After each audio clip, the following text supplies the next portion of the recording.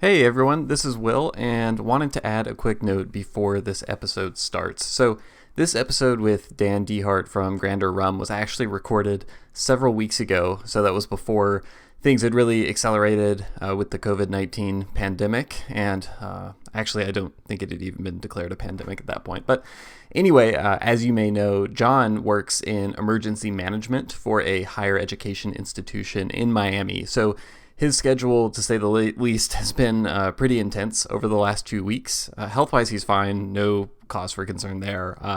But it's taken us a few weeks to kind of adjust and be able to get this episode out to you. So just wanted to give you a heads up on why it's taken a little bit longer than usual. So going forward, we'll figure out how to roll with the punches and get back to our regular schedule. But just wanted to let you know. And anyway, please stay safe out there, and we hope you both enjoy the episode.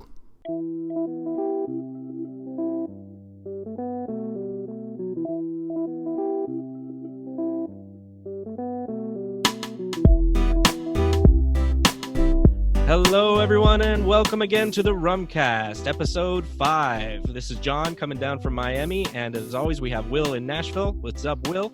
Hey, John, how's it going? I know we exchanged a virtual toast earlier this weekend. You may have seen that if you follow us at the Rumcast on Instagram. So we say cheers to everyone. Yeah, cheers. So we had a little toast to celebrate our first month since launching, and if you looked at the post closely, actually, you didn't need to look at it closely at all. If you looked at it at all, you probably noticed we were both drinking the same brand of rum, which is... That was a terrible hint. Which is Grander Rum. So that's a rum sourced out of Panama, and as you may have got the not so subtle hint in the post, is also the subject of today's episode, where we talked to Dan DeHart, who is the founder of Grander Rum. So, John, why did we pick Dan as kind of the next episode? What is interesting about Grander Rum? What caused us to have him on the podcast? Yeah, well, and as you'll hear when we talked to him on the podcast, and I mentioned, Grander was a rum that I just came to by chance locally and saw the bottle and picked it up knowing that it had no additives, and it was actually a store pick. So I went ahead and took the leap kind of blindly and found that I really, really enjoyed that rum. And that was one of the reasons of starting to think about talking to Grander. And then I think another reason is that there's so few of those type of products out there on the market that are, honest age statements, no additives, and especially from a place like Panama. Right. For a Spanish style rum. Right. Yeah. Kind of a, 100% column distilled rum. It could be a style in the category where, like you said, it is harder to kind of find something that isn't going to have sugar added, is going to have an honest age statement. And I think, like you mentioned, kind of encountering Grander in the store, that's an experience that people all over, the country, I think, are starting to see. I know in stores up here in Nashville, I'm seeing it more and more in rum groups online. I'm seeing more and more people post about it. So they're doing something that's interesting. And just to give you kind of a snapshot of what Grander has available on the market right now. So it's all sourced from Las Cabras distillery in Panama. And they've been doing that and releasing it since 2015. So currently there are 4 expressions. They're all molasses based, all column distilled, and what many, like you said, would traditionally describe as the Spanish style. So there's an 8-year-old, a 12-year-old, a single barrel cask strength version of which the 8-year-old. Which is what I had, yeah. Great, yeah. I haven't been able to get that one up here yet. I do have the 12-year-old, which is what I was using in our digital toast. But and then there's the newest expression, which is a blend of 12-year-old and 15-year-old rums that are then finished in rye whiskey barrels from Heaven Hill for 8 months. So, a variety of things, some longer aged expressions. It's something that is nice to have in the marketplace. And I think a lot of people are really seeing it as a good rum to sort of introduce people to who are a little newer to the style. It's a good, clean expression of what that style can be. And that's a lot of, what we talked about with Dan in the interview. Right. Is, one of his missions for the rum is to have something that he can take and give to people who are newer to rum. So he comes from a bourbon background. He's from Kentucky, currently lives in Florida. And was originally a bourbon drinker, John, like yourself, and kind of discovered rum and wanted to create something that you could give to people who don't see rum as, something to drink by itself, and that would essentially convert them. So that's one of the things that really stuck out to me, and I was excited to talk to Dan about. And that's what connected me to it, as well as kind of the bourbon world into the rum world. And that's something we get to talk to him about, because he himself was a bourbon connoisseur and came into the rum world very similar, as you mentioned, to me. And I think another thing that's very interesting as well is we mentioned it's from Panama and Las Cabras distillery, and there are other products on the market that are distilled from there. But unlike those products, this one is a bit different in terms of what he's bringing. As we mentioned, no additives and no sugar, and a lot of the other products from Las Cabras may not be that way, right?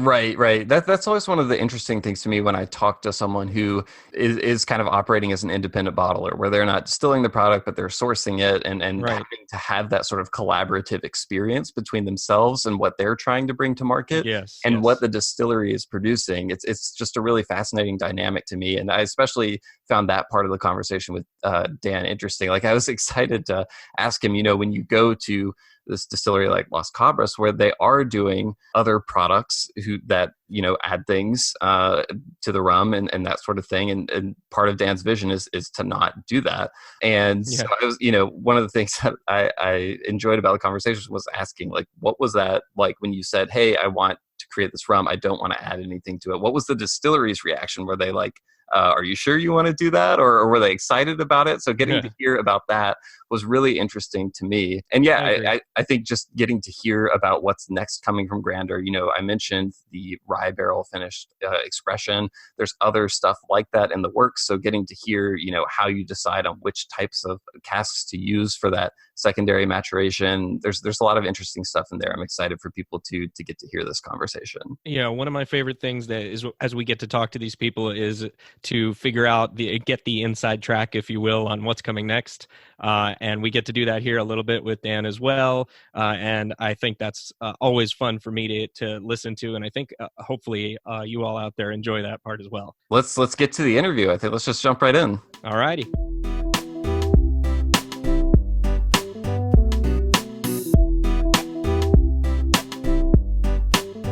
All right, so we are here with Dan DeHart of Grander Rum.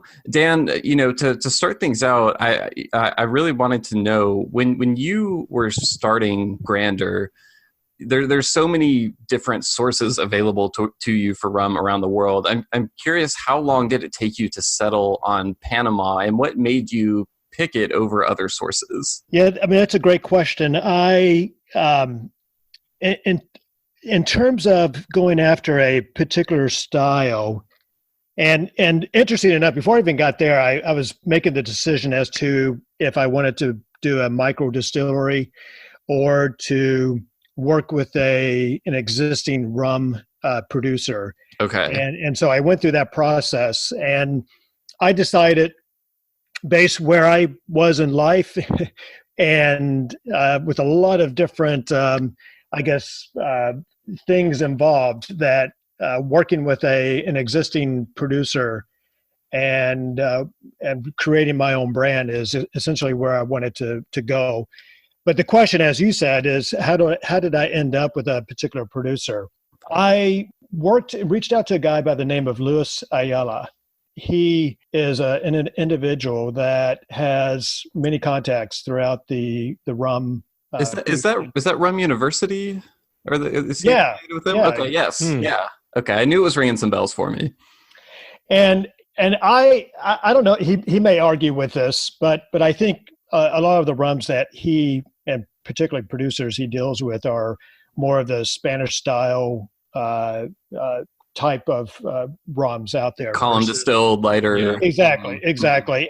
And honestly, for me, that's the spot I wanted to land in, simply because I enjoy the rums. I mean, a lot of people will say they're lighter style, but I think a lot of them do offer some really great flavors, and there's a lot of things you can do with that style of rum. And so for me, that's why I ended up in that space. But the question of how did I find a producer? So Lewis and I worked together really through his contacts and sampling many rums and many distillates from different producers, which I won't name, but we went through a process of really trying to put and maybe this is a wrong perspective, but a box around what I was looking for, what type of style, and having him have access to these various producers, suppliers, and bringing rums to myself and going through a process of elimination that way. So that's how it was really a process of elimination, how I ended up down in Panama and choosing the distillery in Panama to work with. So it sounds like you kind of had sort of a flavor profile in mind of the type of rum you wanted to go for. And then it was the process of saying, okay, where can I get that? It wasn't necessarily starting with a specific place in mind or anything like that. Yeah, exactly. Yeah. It was more about the general taste profile and then trying to find the producer that really matched more specifically with my taste profile or preferences. And I think that's a good point that you raised about, I think sometimes nuance gets lost when people talk about column distilled rum versus pot distilled rum, and someone says column distilled and they just instantly think like, less flavor, or like a very, very comes off the still at a very high proof to where it's practically almost vodka like or something like that. And certainly, right. And certainly there are, continuous column distilled rums that are along that spectrum, but there are also very beautiful column distilled rums that absolutely taste like rum and have lots of flavor. So I like that you pointed that out. Yeah, exactly. And it was really, I guess, validated through the process that Lewis and I went through. There was a number of distillates that I was trying, and it was all aged distillates that I was examining at that point, because I knew I wanted Grander to be about aged rums. I wasn't interested in coming out with a silver rum, so to speak, or a spice rum. It was all about unaged. Yeah, exactly. And so during that process of sampling, and I did taste a lot of samples that I did not enjoy to really, to put it in a nice way. And I'm sure other people would, but for me, it was, I was finding, a number of them out there that I did not enjoy. And I found a number that I did. And it was through that process that, you're right. There is a wide range of distillate coming from column distillation, some better than others. So, and then along those lines, so you found a producer that you do love. I've seen in the past, you've talked about the process of selecting rum that you use for Grander with the distillery team that you have selected in Panama, including your master blender, the Francisco Jose Fernandez. Yes. So I guess the next level of asking you about this is then what does that process look like? And like how often does that take place where you go down and you taste and you figure out the rum that you want to choose for Grander? Yeah, it's a really interesting process. And I would say I'm pretty lucky to have the collaborative relationship with the team down in Panama. They're very patient with myself. I did not come from a spirits or a chemist background. So for me, I came in with a lot of things I did not know, except for when I put it in my mouth, I knew I liked it or not. Well, that's the most important thing. Yeah, I think so. But, it ranges. I mean, my first product was the 8-year-old. Right. And I guess you have to understand my background. I'm Kentuckian by birth. I do love bourbon. I still love bourbon. So those things have really influenced, I think, my product. And you could say Grander is really a representation of myself and my taste. And I knew going in that I wanted an aged product, 6 to 8 years of age. I wanted the product to be able to offer some of the oak tannins from the barrel aging, some of the molasses notes that you would pick up from rum. And I put together really I guess a list of my wish list of what I wanted the rum to deliver for me. On top of that, I did not want to add any sugar to the rum. I also wanted it to be at a higher proof than most rums that you'll find on the shelf, which happens to be 40% ABV or 80 proof. And so I ended up at 90 proof. But I put together that, I guess my points of criteria, and the team worked and produced a number of samples in the blending. And so going back to Francisco Fernandez, I really learned the value and the expertise and that has to go into, and the level of experience that goes into blending. Right. I don't think, when you come from the bourbon world, you don't really hear the term blending too much. Yeah. But in the rum world, you do. And it really gave me an appreciation for the blending and the expertise required to do that. So he went and produced various samples. And by the way, Francisco Fernandez is also nicknamed Don Pancho. So I'm sure. I was going to ask, do you call him Don Pancho, or do you call what do you call him, Francisco? What is it? I call him Don Pancho. Okay, I like it. Yeah, that's his nickname, and that's usually what he's referred to as. So he produced a number of samples for me and went through the tasting process, and was able to narrow down and went through the tweaking process. So again, a collaboration to say this is okay. This is the 8-year-old. This is what I want.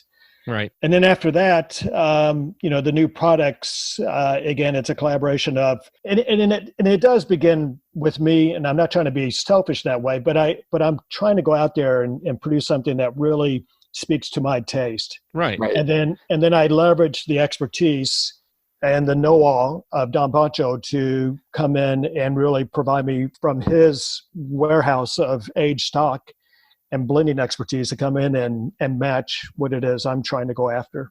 Mm-hmm. So over the last few years that you said coming in that you kind of didn't have the technical expertise, but you've been able to learn that.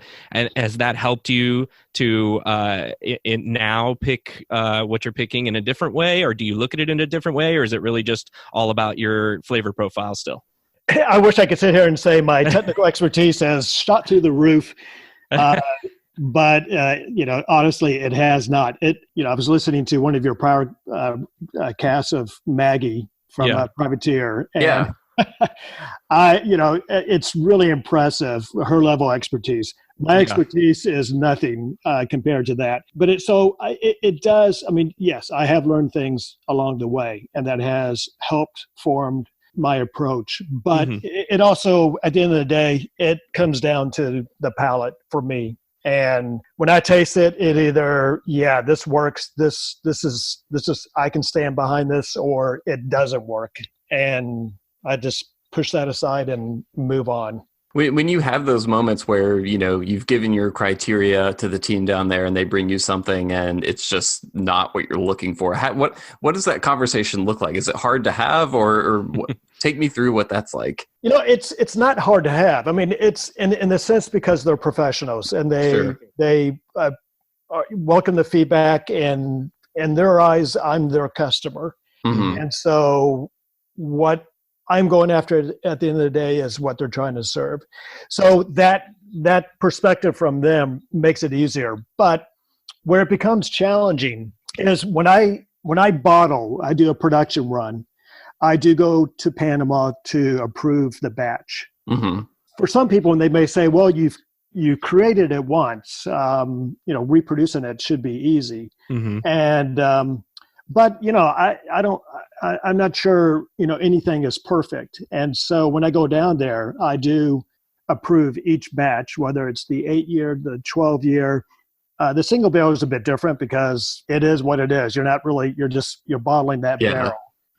So it makes it a little bit easier. But the other products become a bit more challenging. So when I go down there, and typically I'll fly down there and I'll say, hey, can you drop the samples off at the hotel? Because I just want to spend time by myself with the samples. I bring samples from prior bottlings with me, and it's a conversation between myself and the rum to really say, okay, awesome. Is this batch matching what I'm expecting out of what the 8-year-old should be, the 12-year, or whatever the product is. And sometimes, there's something missing, and I'll reject it.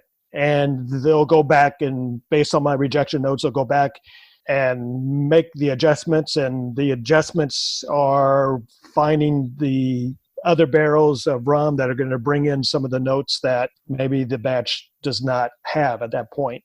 That's actually interesting, the idea of you doing it alone in the hotel room, because I think when people imagine what it's like, they imagine this very, romantic, like cellar room surrounded by the barrels and like, a whole team around you tasting. But I could see how that would be, how it would be nice to be able to have that privacy. So you're not having to adjust your reaction for an audience or anything. Yeah, yeah, exactly. I mean, there are times when, because of time pressures, I'll do it in the production office, and they'll usually 4 people come in. They'll bring the samples, and they're all sitting there, sometimes chatting, sometimes looking at me, and I'm tasting, starting to sweat, going, "Oh my God, the pressure's on!" But it isn't. It isn't. The pressure is never on. The only pressure is if I reject it, then it delays bottling. But I've rejected a number of times, and if that has to happen, that has to happen. I'm okay with that. I may make some people upset because the single barrel, which also is part of that production, may get delayed in shipping to the U.S. or whatever. But I think everyone respects that I'm willing to forsake a timeline to ensure the quality is there. So when you bring your criteria of what you're looking for to the distillery team, one of the things about Grander that's very front and center is a commitment to no additives, no sweeteners, no flavorings or anything like that. When you tell the distillery that that's what you want, you don't want any sweetening, nothing done to the rum. What is their reaction to that? Do they try to say, are you sure you want that? It's a little more difficult, or how is that received? When I first had the conversation, which I don't know, maybe 4.5 years ago or 5 years, I think there was a bit of a interesting reaction to my request of I'm not looking for a sweet rum. Because that may not be true of all their clients. No, yeah, it's not. One would assume, yeah. Yeah, exactly. And so, let's be honest. There is a large market out there and demand for people who enjoy sweet rums. I've heard about this. Yeah, it exists. There's a lot of people who are out there, and the reaction is, "Hey, Americans, they have a sweet tooth and they want sweet." Right. And, there is a lot of truth to that. But from my perspective, where I came from, being a bourbon guy by birth, Scotch drinkers would say bourbon is sweet. Yeah. Yeah. Right. Yeah. So there, that white oak does play a role in producing those flavor profiles that some people say are sweet. So, you do hear a lot of people talk about bourbon and it being sweet. But anyhow, it's not sweet in the way that some rums are sweet, obviously. And that's what I was after. And so, yeah, the reaction was really interesting as to, hey, Americans have a sweet tooth. Are you sure? And I'm like, yes, I'm very sure. And secondly, there was kind of an interesting reaction that I wanted to bottle it at 90 proof. Again, most rums being at 80 proof. But again, being a bourbon guy, there's not many bourbons out there that you'll find at 80 proof. It's all going to be, higher than that. And that's what I was used to. And again, that's what I wanted to create, was really a product that spoke to me. Yeah, no. And, as a consumer, I'm grateful for that. One of the things, there are so many times where I find a rum at 80 proof that I think is good. And I'm like, I wish this just had a little bit more, at least getting up there to 90, hopefully to 100. But it's nice to see a rum like yours that is available at 90 proof at the price that it's at. Yeah, I appreciate that. I think so as well. And, I think it's a good quality distillate that people will enjoy. So Dan, when we spoke at Miami Rum Congress, I was gushing about your bottle design a little bit, and I find that the Grander's bottle design is elegant and modern in a way. And for me, it was the rare case where a bottle actually drew me into the product on the shelf long before I knew anything about the rum inside of it. Can you tell us a bit about what went into that design and your overall presentation? And was this just you sitting in a room, in a hotel room, coming up with this? or were there others involved? And can you tell us more about that? Yeah. So in this case, there were others involved in this. And, it was a really interesting process. I decided to hire a design group and at least at the time, they were pretty small. I'm not sure if they are now, but they're out of Austin, Texas. Mm-hmm. And it really was referred to me by an acquaintance of mine out of Kentucky who worked for Brown-Forman. Said, hey, we had actually looked at this company and have engaged them to do some work, and you may want to look at them because they're pretty small and they're hungry. And so I did. And it was interesting because the first thing when I decided to go with this group is they sent me a 12-page form to fill out. Wow. And it was all emotionally based question about, interesting. Yeah, it was about my brand as to my vision, what it represented, et cetera, et cetera, et cetera. Yeah. And I knew the name of my brand. I knew kind of what I wanted it to project. I wanted, and it's funny you say modern look. I was actually going more for a timeless look of something that looked like it's been around for a while, but maybe I can see that as well. Yeah. but I guess strangely, when I look at it on the shelf, most of the bottle designs that I see are different in terms of just the shape is circular as opposed to what you have there. And to me, it just comes out as modern. But I see exactly what you're saying in terms of a classic design as well. Yeah, to me, it was I was trying to get more like classic, a little rugged, just something that was represented the product. The product being, to me, it's a very good quality product, but I'm trying to price it, in a way that's attainable for many folks as well. So I'm trying to balance those two out, which is not always easy. I worked with this firm. It was really interesting. They went through, answered the 12 pages of questions, right? Which was not easy by any means. But I was floored. They came back with 3 very different design elements. One of them I threw out quickly. It really missed the mark, but there was really 2 that spoke to me, and this happened to be one of them. I mean, of course, we had to evolve it from the original design proposal, but yeah, that was it. I wish I could say I came up with it on my own, but I probably lacked really the true ability to create something like that on my own. I needed help in that regard. But you did have the vision going in, right? So this is your vision. Exactly. Yeah. Absolutely. Was the rejected bottle design a bottle shaped like a marlin? Thank God, no. That would have really scared the heck out of me. Now, it's funny. The rejected one was it was a nice looking bottle. I think it really presented the wrong image of what I wanted. So getting back to Las Cabras, the distillery where Grander is produced, you mentioned in another interview that one of the things you appreciated about it is they grow their own sugarcane there. So they have total control over the raw ingredients. And, it was interesting to me because I feel like one of the things I hear from time to time when people talk about terroir and spirits and things like that is that the molasses, when it comes to how the rum ends up tasting, doesn't necessarily have that much of an impact. Where you source it from doesn't matter. It's more down to things like the level of fermentable sugars, ash content, and stuff like that. I'm curious, what do you see as the biggest benefits of having the distillery producing the raw ingredients right there where the rum is produced as well? Yeah, I think, and that certainly was a big attractor to also choosing the distillery down in Panama. The fact that they grow their own cane, and surely they're not the only one who do that, but at a scale that they're able to do it, it was pretty nice.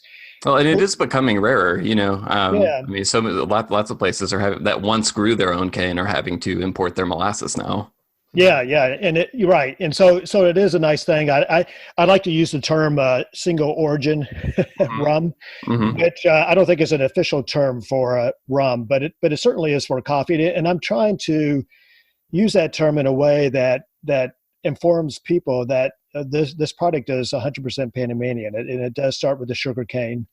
It's distilled, aged, and bottled in Panama. But for me, it's comforting to know that they do control the ingredient going into the product. They grow it. They don't have to worry about supply and demand necessarily from external markets because they're able to control their own product, the quality of it, going in. So there's a level of consistency that I can depend on in terms of their ability to supply, and then also the quality of the product that comes in. And it's one less thing to have to worry about. Sure. Yeah. Less variables, less points where something can go wrong, probably. Right. So one thing that you're moving into now, which is exciting, is you recently had your first limited release from the barrel series, and that involves a secondary maturation in a different cask type. And for this first release, I know you took a blend of, I think it's 12 and 15-year-old rums and put those in used rye whiskey casks from Heaven Hill for about 8 months. So how did you decide to use those Heaven Hill rye whiskey casks for your first release? Was there a lot of going back and forth with that, or was that kind of like you knew what you wanted to do with this first release from the get-go? More the latter. I do like rye whiskey. It's something that I knew I wanted to do. Heaven Hill barrels, why I chose those is I'm lucky enough to know some Heaven Hill people. So getting rid of those barrels, they were very supportive and providing me barrels, obviously not free of charge, but providing those barrels that I could procure and send down to Panama. So for me, I do enjoy rye whiskey. And I one night was drinking Grander Rum, and I also had some rye whiskey. I wasn't obviously mixing it together, but I thought, I wonder if, obviously we're aging the rum in ex-bourbon barrels. Yeah. And you don't hear about rye casks almost ever with rum, at least not in my experience. Yeah, I think there might be one or two I've come across, but it's pretty random and it's pretty sporadic. But I took a little bit of rye, maybe it was Rittenhouse, I can't remember. Just added a little drop to the rum, just to see, hey, do these two potentially dance, and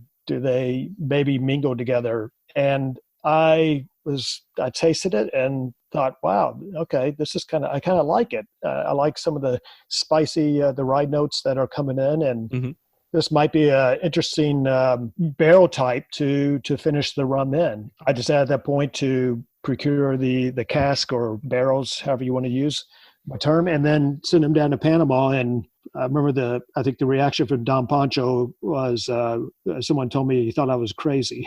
Yeah. What are you doing to this rum?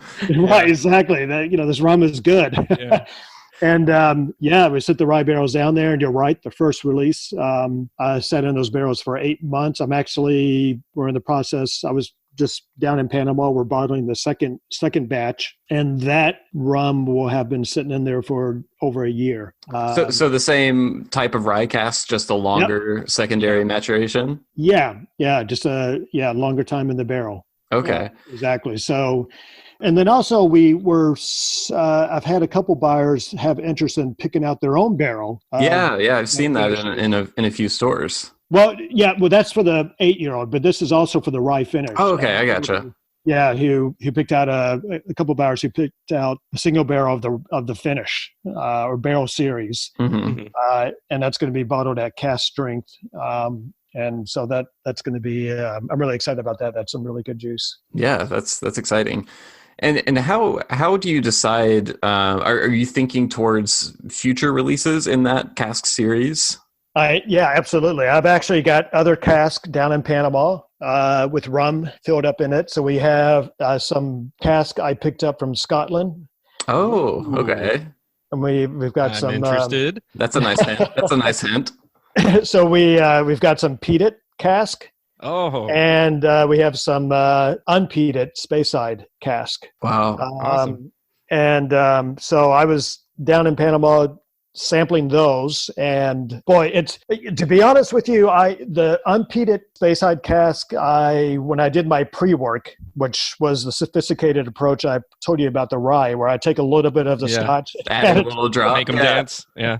Right. Yeah. Some people may be mortified by my approach, but that I was like, wow, I'm okay. I think this absolutely be great. And then I did it with peat as well. And boy, peat is such a dominating, has such a dominating flavor profile and aroma. That one honestly scared me more than any of them. just because of how quickly the peat can dominate, I think, anything. It can just take over anything. So stay tuned on that. I'm very hopeful that I can balance it out and create the right product that brings in the essence of the peat, but doesn't, get overrun with it. Yeah. So the Scotch, and then also I picked up some barrels back from Kentucky. So some of your listeners may be familiar with Woodford Double Oak. I love Woodford Double Oak. I'm a fan. So what they're doing is, my understand. Well, so they're basically taking their Woodford product and transferring it to a new cask that is lightly charred and heavily toasted. And I've heard now. I could be wrong, but I heard they're basically putting that into those new barrels for about 6 months. And that heavily toasted effect on the barrel is really bringing out some of those. I mean, some people pick up like chocolate notes and vanilla.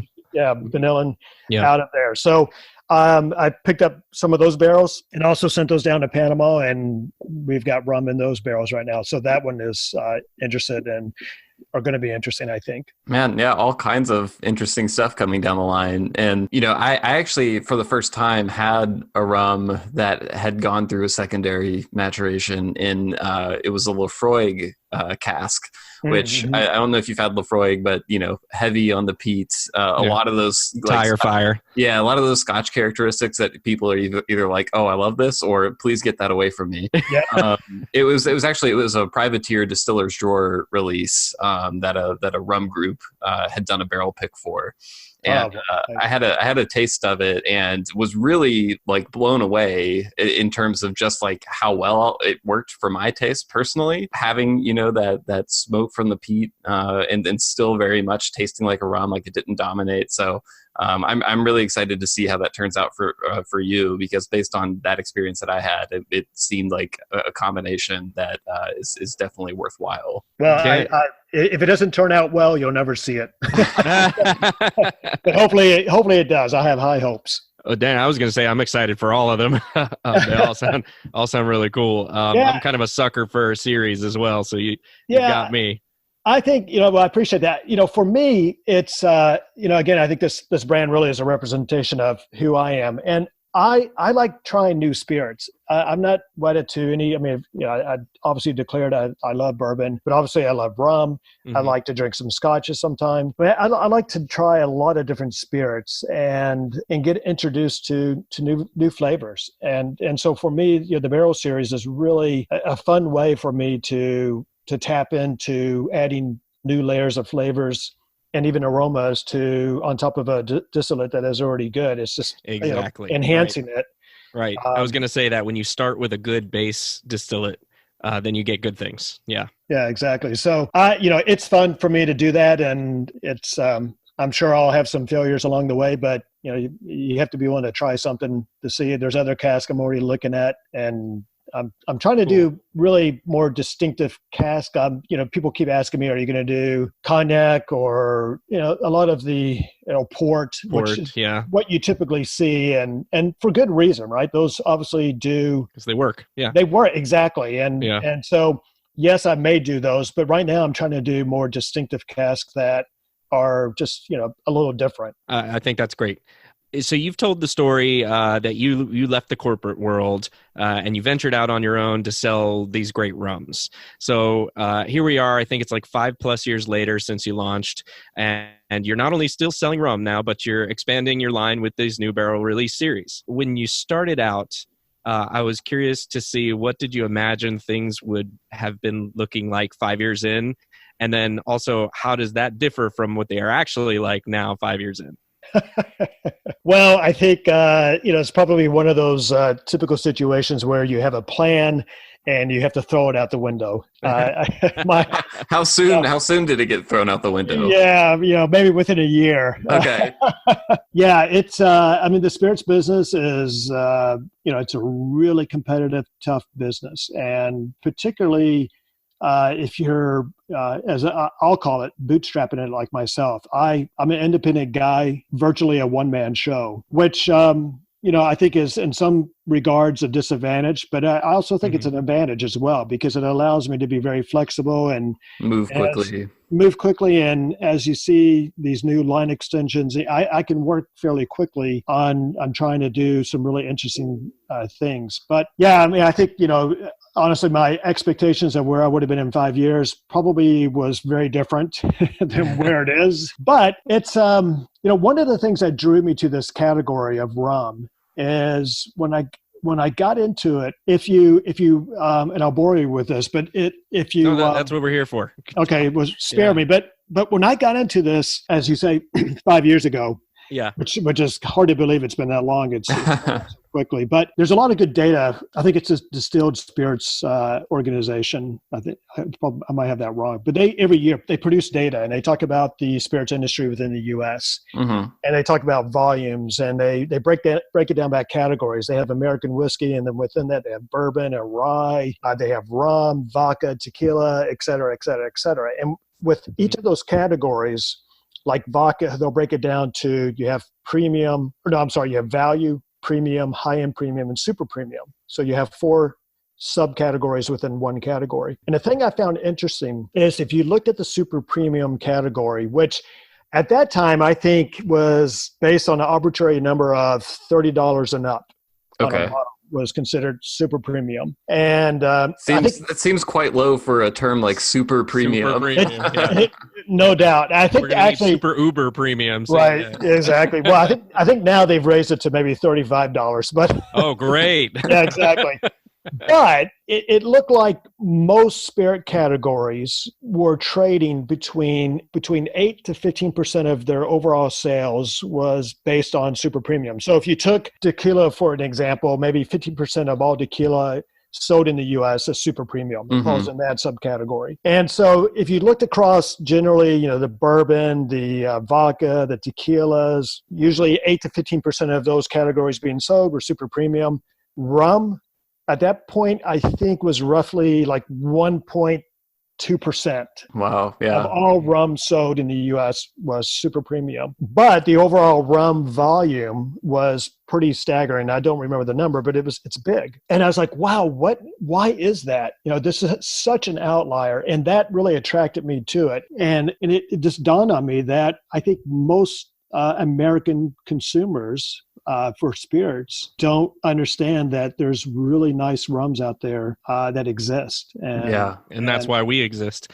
Yeah, exactly. No, exactly. You're exactly right. But there's this whole spirit category that most Americans are not aware of that is just waiting to be discovered. And it's year over year. It keeps growing, which is exciting. Yeah, actually, one of the things I had down to ask you about coincides nicely with that is, it's basically part of your job description now to become someone who can convince American drinkers that rum isn't just a party spirit that you kind of bury in sugary cocktails.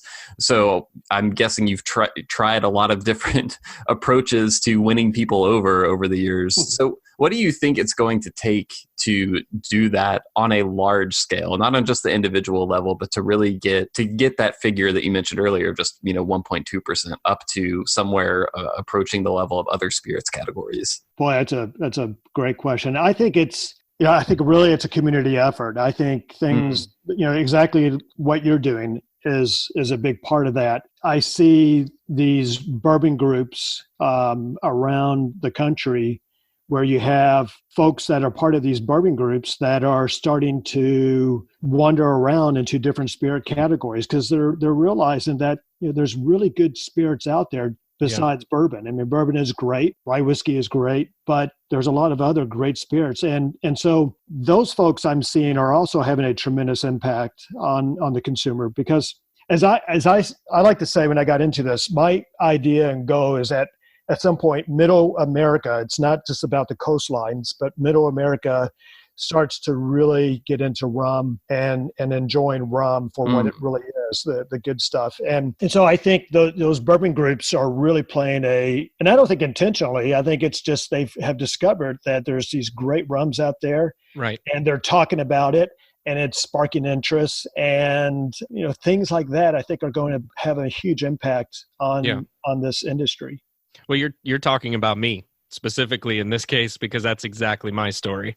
I talked about, I came from bourbon as well and was able to try some quote unquote super premium rums and fell in love with the category. And there was just so much, as you mentioned, kind of exploration in rum, but also to realize that bourbon wasn't the only thing out there that had a good quality based kind of distillate behind it, and this whole world existed that I was kind of unaware of. And I fell, head over heels for that. So I get exactly what you're saying, and I agree 100%. In fact, there's a Miami Bourbon Society. I haven't even told Will this yet. That I'm going to try to breaking news infiltrate very soon with some high-end quality rums and introduce them to with the hopes that we can also let them know that this is great product that's out there. And that's funny that you kind of are talking about this, because I had this kind of aha moment with rum, and I see a lot of people do have that aha moment, and you've talked about that in the past, where you've mentioned like in interviews that you love seeing the moment when that happens for other people. No doubt. I guess, did you ever have that aha moment with rum as well? And if so, could you tell us the story? Well, of course I did. I think just like yourself, I did. And I do remember it. I guess it was the early 2000s. My wife, Jill, and I, we have done sailing trips where we would bareboat. We would rent our own sailboat in the Caribbean, and she would have trust in me or blind faith in me to get us around the different islands. And so we went to one spot where we rented the boat, and the people, or actually the company we rented the boat from, had placed a bottle of rum on there. And actually it was Puster's rum. I'll tell you about. And at that point, I mean, I was not at all a rum drinker. And to me, rum was frozen daiquiris or pina coladas that were just uber sweet. And that's what I thought. And they had this rum. And then before we departed the port, we did a grocery run. And I remember Jill bought some stuff to mix it with, and to make whatever, I can't remember what. But anyhow, one night on the boat. Painkillers, because Puster's trademarked it. Exactly. It wasn't that, but I did have a painkiller from the bar down in the BVI's. There you go. Yeah. But so I remember one night on the boat after we had cooked out, and I was sitting there, and I did not want a sweet drink. My palate was already done with that. I was missing my bourbon, because usually my bourbon I would drink over ice or neat. And so I poured just a little glass of that neat and took a taste of it, and I was shocked. I was like, wow, this is not like the typical rums I've had in the past. And it really just threw me for a loop. I couldn't believe it. At that point, I was like, what is this? And I looked at it, and it just was not what I was expecting. And I was really pleasantly surprised and taken back. And that was my aha moment. I realized that, wow, there's this whole other category of rum out there that exists that I wasn't aware of. And it really pushed me down this journey. Yeah. Yeah, exactly. Yeah. Then thinking about that and your journey specifically, and then how that led you into Grander Rum, what do you hope are like the lasting impressions that consumers will have about Grander Rum? Like, how did you try to engineer the product to meet that goal? What are the things that you want people to remember? So for me, I mean, the biggest thing is I want to have a quality, honest product that at a fair price. I want to bring something to market that people are really happy with. They enjoy it. They realize after they taste it that it is a quality product that for them they can experience and appreciate what I'm doing. So it's creating Grander Rum, or I think it's probably true for many people who come out with a product. A lot of people want to come out with a product that they can hang their hat on and be proud of, and really feel like that people appreciate what it is you're doing. And so for me, that's Grander Rum. It's coming out with a product that will speak to a lot of people, a wide range of people as well. For me, what's the most enjoyable part is converting these rum naysayers, which I was, to tasting it and going, wow, this is rum. Yes, it is rum. And really just getting excited about the product and something that they can hang their hat on, and knowing that every time they pick up a bottle of Grander, it's going to be a quality distillate that they're going to enjoy. And looking toward the future a little bit, Dan, and certainly not implying that you need to do this, and I know you have a great team down there in Panama. It sounds like you have a great working relationship with, but hearing that your kind of aha moment came from a rum sourced from Guyana, I'm curious if you have your eye toward other rum producing nations at any point with Grander, or if you plan to really stick to bringing out just that Panamanian rum. Yeah, that's that's a great question. I mean, right now, so in the short term, yeah, I'm sticking with Panamanian rum, and I think for a couple of reasons. One, I think there's I've barely have scratched the surface in the market. Sure. With my product. Yeah. That's one. And secondly, I'm still excited every time I go down to Panama that there's new things I can bring to the market. We talked about the barrel series. I've got something else coming out, a trophy release, I call it, and other things. And so there's a lot of product sitting down in Panama that I can work with to bring to the market that I think will excite a lot of folks who are looking for this. So I have thought about Jamaican rums, Guyana rums. I mean, there's a lot of great rums out there that I would love to work with at some point. But I've got more on my plate with what I can do down in Panama right now. That that's my focus. Mm-hmm. Yeah. Are you able to tell us any more about the trophy release you mentioned at this point? Yeah. Actually, I'm bottling that down there as well. So the trophy release is a small batch offering. I mean, at least it's small batch now. But it's it's rums that I am selecting down in Panama between the ages of 8 and 15 years and blending those together to create a small batch offering. And so it's really picking out some really interesting, I think, delicious rums that are aging down there, and creating these small batches. So it's a rum that should offer a lot of flavors and aromas, and I think be really just delicious on the tongue, so to speak. And so that's really what it is. I plan on, assuming that it's well received, plan on releasing batches maybe twice a year. Each batch obviously will carry its own batch number, and you can and should expect differences from batch to batch. But they're going to be between the ages of 8 and 15 years. And the first batch is bottled at 55.2% ABV, so it's going to be higher proof alcohol as well. I like it. For me, I draw back to my bourbon roots. I do like small batch products that are coming out. I think they're really interesting. There's a lot of, you got Kentucky Owl, you have Little Book out of Jim Beam, even Booker's is a small batch offering. And there's Four Roses, and there's plenty. Yeah. And so those products to me are just out of this world. And I feel that there's this great age stock down there between the ages. And I personally think, and I'm sure people would disagree with me, but for whatever reason, I think the sweet spot for at least aging down in Panama is between ages of 8 and 15 years. I think I can get consistently some great product there. When you get beyond that, I think then you have to start dealing with a lot of the wood effect. Yeah. Not to say that there's not great products that are after that age, but I think it becomes more challenging. But for 8 to 15, that seems to be the sweet spot, and that's why the trophy release is going to focus on that range of aged.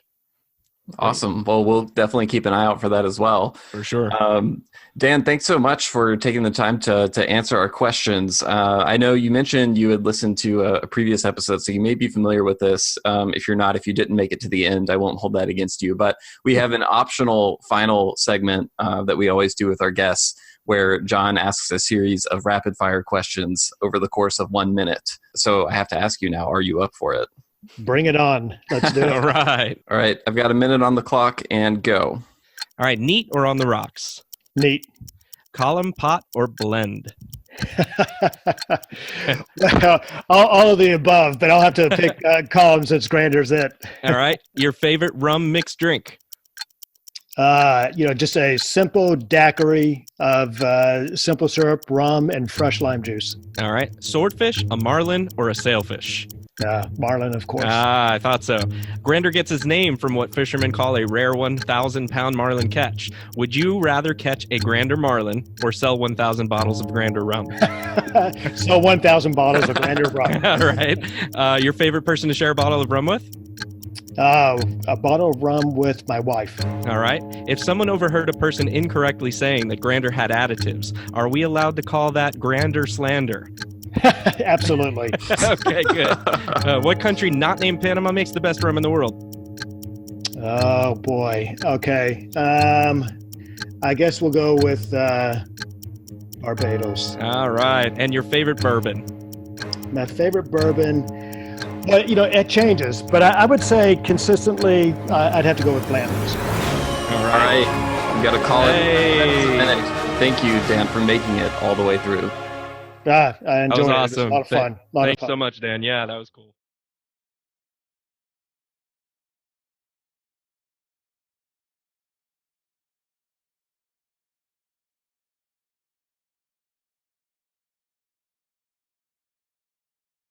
All right, everyone. Thanks again for listening to another episode of the Rumcast, our interview with Dan DeHart.